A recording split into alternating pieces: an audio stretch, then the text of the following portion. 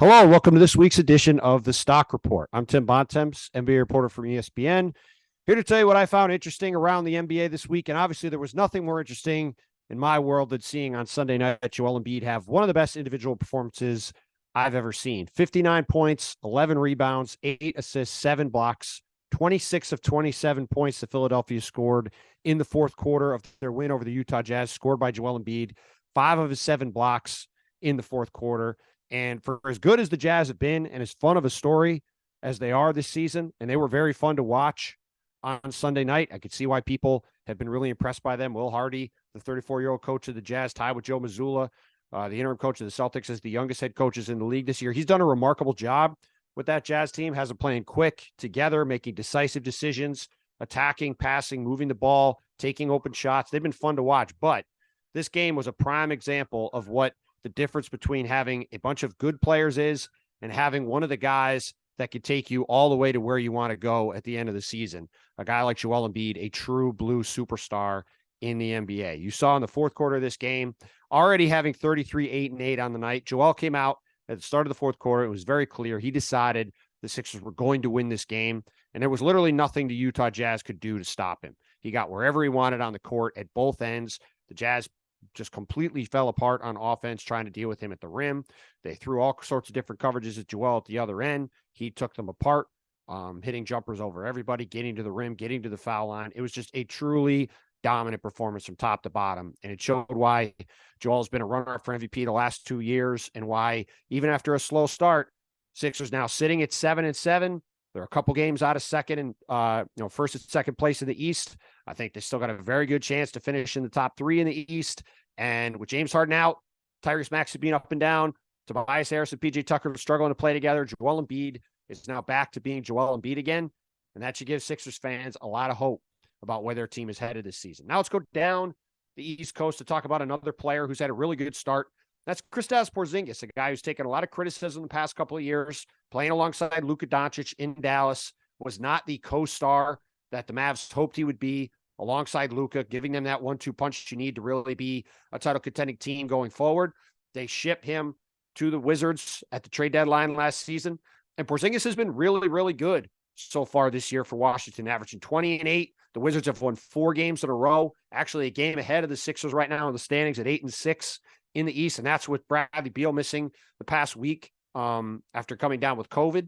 And with the Wizards are 16 points per 100 possessions better with Kristaps Porziņģis off the court compared to when he's on the bench. That's one of the bigger swings you'll see in the league, and it's a sign of the impact he's had on this team. And I know the Wizards looked at getting him as an opportunity to give him a chance to have a fresh start in a new place and to get a kind of a high ceiling talent that they really wouldn't have been able to get for the package they gave up, which was, Spencer Dinwiddie, a guy they didn't really want to have there anymore, and an ugly contract in Davis Bertans. So turn that into Porziņģis, a guy who should be a good complement with Bradley Beal, and so far is playing like the kind of player they need him to be. I think there's some reason to be optimistic about that if you're the Wizards and if you're the Wizards fans. And Porziņģis has delivered in every way that they hoped he would so far this year. It'll be interesting to see if that continues as the season progresses and people start to get used to what the Wizards do. Remember, they got off to a hot start last year, and then things completely fell off the map for them. Let's see if they can sustain this early success going forward after another decent start this year. And then finally, let's talk about De'Aaron Fox, averaging 25, 5, and 6 so far this season. Has been a guy who's been much maligned the past couple of years. He's sort of been in, the NBA's version of purgatory in Sacramento, one of the most dysfunctional franchises over the last 15 or 20 years in the league. And, now De'Aaron Fox is back to playing the way he was earlier in his career.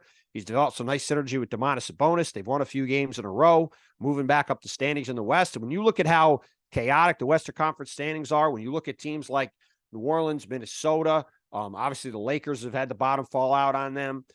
There's been a bunch of teams that have been sort of all over the place. Sacramento's got a chance to do what it really wants to do this year, which is to get into the play-in mix and potentially finally break what's a near 20-year playoff drought, the longest in the NBA and one of the longest in American sports right now. So, look, it's been a good start for the Kings. They need to see this continue from De'Aaron Fox, but this is the guy that the Kings thought they had as a rising potential all-star a couple of years ago before things went sideways for him.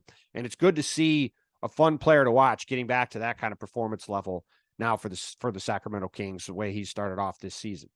Now let's shift to the stock down portion of the program, and we'll start briefly with the Cleveland Cavaliers, a team that lost to the Sacramento Kings last week. Now Cleveland's dealing with some injuries. Obviously, I think they're going to be fine. They've been off to a good start, but a week ago they were 8-1. It looked like they had a chance to really be a contender for a top 2 seed potentially in the East.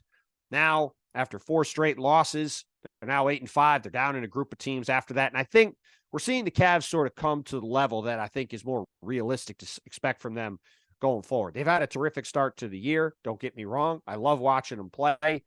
Donovan Mitchell and Darius Garland are fitting together really well. And again, when they're healthy, I think they're going to be fine.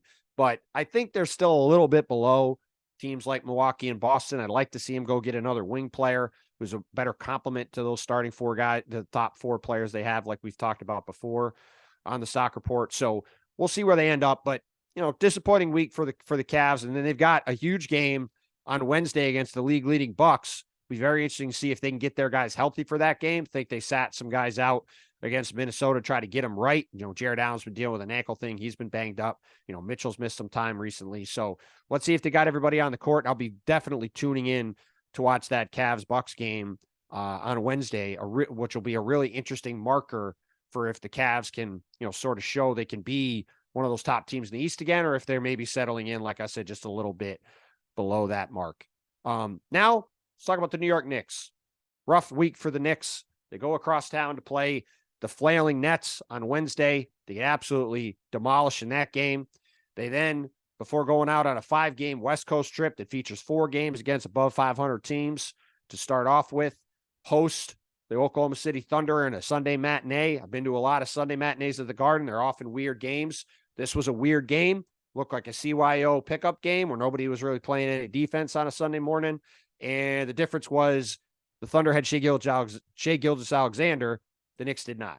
Shai torches the Knicks. They go on to win the game. The Thunder do by 10 points. They score 122 points in 3 quarters, despite the fact that the Knicks scored a franchise record 48 points in the first quarter. They're still down close to 20 points at the end of 3. Game is not competitive. And you're starting to hear questioning here in the city, among media, among fans. Is Tom Thibodeau the right coach of this team? Is this team going in the right direction? What are the Knicks going to do from here? I think that talk is kind of silly, frankly. The Knicks are right around 500. They've basically, other than this Thunder game, and you could argue the Nets game, won every game they should have won this year and lost every game they should have lost.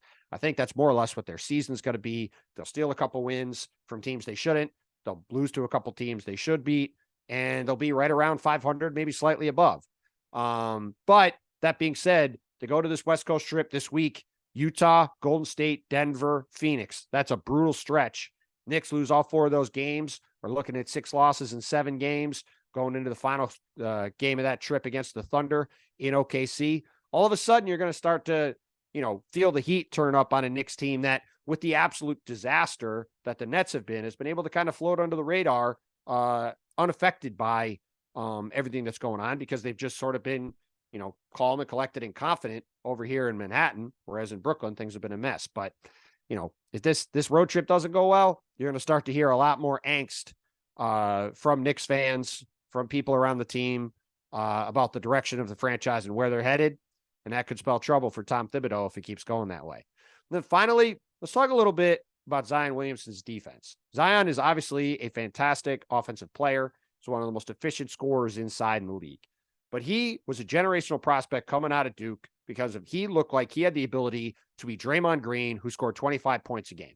That was the kind of player that he looked like in college. If you go back and watch 5-minute highlights of him in college, he is flying around, blocking jump shots, diving on the floor, making plays. He was a whirling dervish on the defensive end of the court. We have just not seen that same level of defensive effort and ability in the NBA really at any point. And now he's just frankly a bad defensive player. And look, the Pelicans have had a nice start. Brandon Ingram, CJ McCollum, Jonas Valanciunas, Zion Williamson. That is an elite offensive group of talent. But if this team wants to be a real contender, which is what they're trying to do with this group that they've got, they have to get better defensively, and that has to start with Zion Williamson. You cannot win big in the NBA if you're essentially playing a big that's 6'4", 6'5", that's a train wreck on defense. I just don't see how the Pelicans can find a way to get around that moving forward if Zion doesn't get better. Go back and watch some clips from the game against Portland last Thursday. He was just getting blown by player, Anthony Simons, Jeremy Grant, different guys just roasting him on the defensive end of the court. That is not going to be acceptable if the Pelicans want to get where they want to go. So that is one thing I'd encourage you to watch. If you tune into a Pelicans game, yes, obviously Zion is a terrific offensive player. He's going to do some spectacular stuff at that end of the court. But just when the other team is on offense, watch Zion on defense and watch the energy and effort he's putting in on that end of the court. See if it seems like he's following rotations, if he's where he's supposed to be, if he's, staying in front of his man. Just see how that goes and see how often teams are attacking him. I think as this season progresses, you're going to see teams go at him a lot more. Try to attack him as much as possible, like Portland did in that game. Zion had 17 points in the fourth quarter of that game to keep it close, but part of the reason he had to keep it close is because the defense was terrible. It wasn't good enough to win the game. And, so that's the thing to me going forward with this Pelicans team. They think they could be a real threat in the West to be a factor. They've got to get better on defense to do that. That starts with Zion Williamson. So let's see where that goes from here. But that will do it for this week's edition of the Stock Report. Thanks for watching here on YouTube. Watch the rest of our ESPN NBA YouTube content. Howdy Partners, the LA show with Ohm and Dave. Got a bunch of cool stuff on here. Obviously, pay attention to the Hoop Collective. McMahon and I are on with Windhorst every Friday. Brian's recording 3 times a week, so check that out. But otherwise, hope you had a fun weekend. Enjoy the week of hoops. We'll talk to you next week. Thanks for watching ESPN on YouTube. For live streaming sports and premium content, subscribe to ESPN+.